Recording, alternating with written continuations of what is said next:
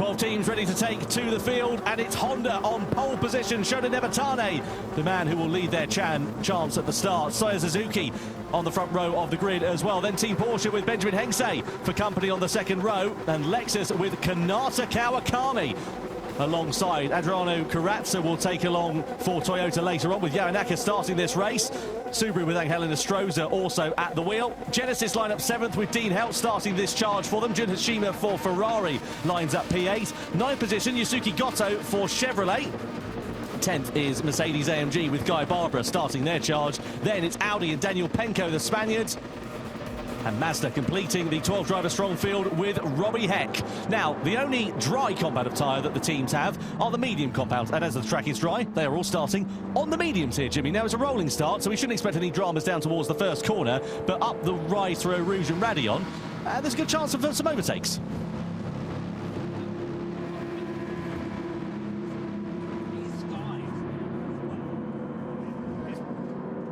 It's dark and foreboding here at Spa at the moment. You can see the grey skies. I mean, I think we know what's coming at some point, but when do our drivers, what do you do with that strategy? All starting on mediums for now. Honda leading the way here at Spa for the grand final. Will they still be there come the end of the race? Well, who is going to be crowned as the Manufacturers' Cup champion of the 2024 season? We're about to find out in 20 laps as the grand final here in Amsterdam gets underway.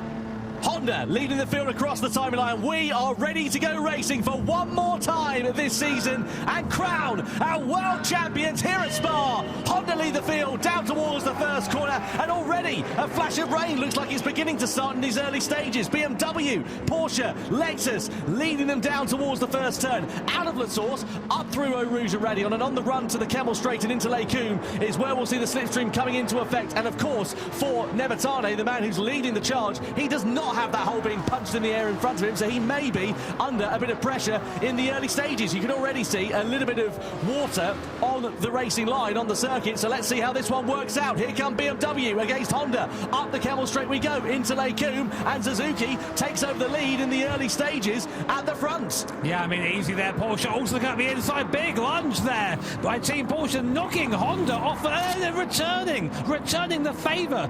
Team Honda, big slap there. I think that's Nevatane at the wheel there of that Honda. I mean, all's fair and love and war, but I'm not sure the stewards will agree with that one. It's a marathon, not a sprint. That's what you've got to remember in this race. You can't win it on the first lap, but you can certainly lose it. Toyota getting into the back of Porsche there, and also in turn pushing Honda a little bit wide. It's aggressive, it's feisty. Honda now side by side with Toyota through X as well. Toyota with no room. Genesis trying to find their way through. They've got momentum. This is scrappy here, lads, in the opening lap of this one. Genesis now side by side with Toyota down through Pouon. 2x2 through there is a little bit brave. Toyota managed to get the better of Genesis, or do they? Because they still run side by side on the exit. That's going to shuffle them out and allow Subaru to come back through and try and challenge them for position, and do so. So Toyota, the big losers on the opening lap, they've lost 2 places from where they started. Yeah, massive start there, but Dean Helt in the Genesis car really getting his elbows out early doors. I mean, Dean's definitely that sort of driver. He'll make the move if he needs to, but then understeering through the first stab, though, that allows Team Subaru to try and get into Stroza in the car for them at the moment. But that's a small gap now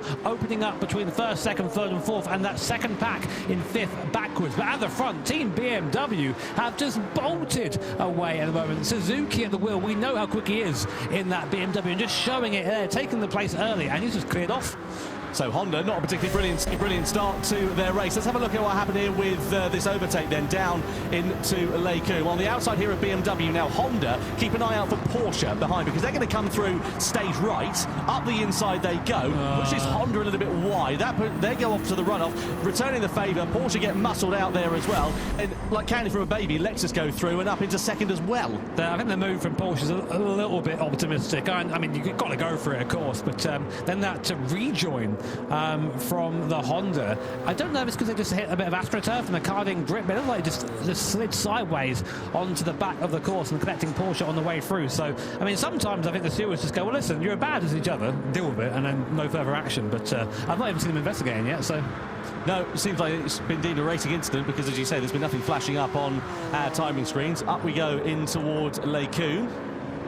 And Porsche sitting there in 3rd place and not close enough to mount a challenge to Lexus at the moment.